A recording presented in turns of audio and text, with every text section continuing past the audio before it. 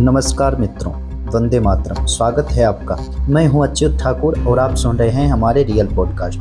आज के पॉडकास्ट में हम गणपति के अवतार की एक छोटी सी कथा सुनाएंगे जो लिंग पुराण में वर्णित है। तो चलिए शुरू करते हैं। मंगल मूर्ति भगवान श्री गणेश वेद विहित समस्त कार्यों में प्रथम पूज्य नित्य देवता हैं, किंतु भिन्न भिन्न कालों एवं अवसरों पर जगत के मंगल के लिए इनका मंगल में लीला प्राकट्य होते रहता है। इनकी लीला और इनके कर्म अद्भुत और अलौकिक होते हैं। भगवान गणपति के प्राकट्य, उनकी लीलाओं तथा उनके मनोरम विग्रह के विभिन्न रूपों का वर्णन विभिन्न पुराणों शास्त्रों में उपलब्ध होता है। कल्प भेद से उनके अनेक अवतार हुए हैं एवं अनेक लीलाएं हुई हैं। इनके सभी चरित्र अनंत हैं। चलिए शुरू करते हैं लिंग पुराण की गणपति के अवतार की कथा।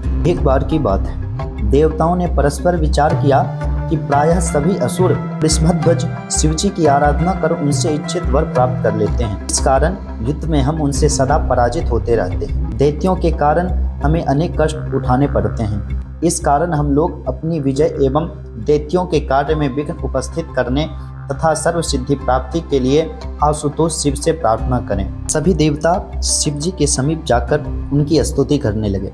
वृषभध्वज शिव जी प्रसन्न हुए और उन्होंने देवताओं से कहा, मैं आपसे प्रसन्न हूँ, आप वर मांगो।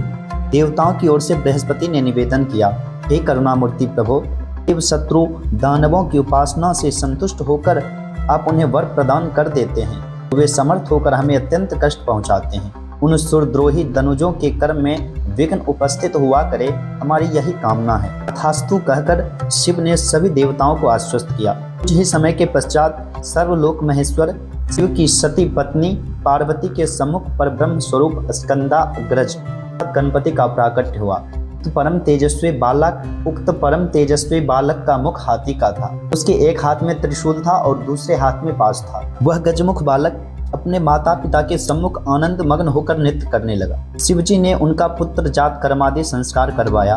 तदुपरांत उन्होंने अपने पुत्र को प्रेम पूर्वक गोद में उठाकर वक्ष से सटा लिया। फिर शिव ने उस पुत्र से कहा, हे मेरे पुत्र गणेश, यह तुम्हारा अवतार दैत्यों का नाश करने तथा देवता ब्राह्मण एवं ब्रह्मवादियों का उपकार करने के लिए हुआ है। देखो, यदि पृथ्वी पर कोई दक्षिणाहीन यज्ञ करे तो तुम स्वर्ग के मार्ग में स्थित हो उसके धर्म कार्य में विघ्न उत्पन्न करो। ऐसे यज्ञकर्ताओं को स्वर्ग मत जाने दो। जो इस जगत में अनुचित ढंग से अन्यायपूर्वक अध्ययन, अध्यापन, व्याख्यान और दूसरा कार्य करता हो, उसके प्राणों का तुम सदा ही हरण करते रहो। जो स्त्री पुरुष ठीक समय पर सदा तुम्हारी पूजा करते हो, तो तुम अपनी क्षमता प्रदान करो। हे बाल गणेश्वर, पूजित होकर अपने युवा एवं वृद्ध भक्तों की भी सब प्रकार से इस लोक में तथा परलोक में भी रक्षा करना। तुम विघ्नों के स्वामी होने के कारण तीनों लोकों में तथा सर्वत्र ही पूज्य एवं वंदनीय होगे, इसमें कोई संदेह नहीं है।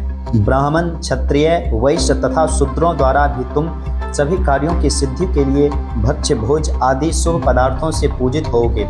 जो लोग या मनुष्य तुझ विनायक की पूजा करेंगे, वे निश्चय ही इंद्रादि देवताओं द्वारा भी पूजित होंगे। जो लोग फल की कामना से ब्रह्मा, विष्णु, इंद्र अथवा अन्य देवताओं की भी पूजा करेंगे किंतु तुम्हारी पूजा नहीं करेंगे, उन्हें तुम विघ्नों द्वारा बाधा पहुंचाओगे। प्रभु शिव का आशीर्वाद प्राप्त कर भगवान गणपति ने विघ्नों को उत्पन्न किया और उन गणों के साथ उन्होंने भगवान शंकर के मंगलमय चरणों में अत्यंत श्रद्धा और प्रीति पूर्वक प्रणाम किया। फिर वे त्रैलोक्य पति पशुपति के सम्मुख खड़े हो गए। तब से लोक में श्री गणपति की अग्र पूजा होती है। इसके बाद श्री गणेश जी ने दैत्यों के धर्म कार्य में विघ्न पहुंचाना आरंभ कर दिया, जिससे दैत्यों के कार्य की सफलता में बाधा पड़ने लगी। मित्रों, मैंने आज लिंग पुराण में वर्णित गणपति के अवतार की एक छोटी सी कथा सुनाई। हम अगले एपिसोड में गणपति के दूसरे अवतार की कथा सुनाएंगे। अगर आपको हमारी वीडियो अच्छी लगे तो लाइक और सब्सक्राइब जरूर करें। धन्यवाद।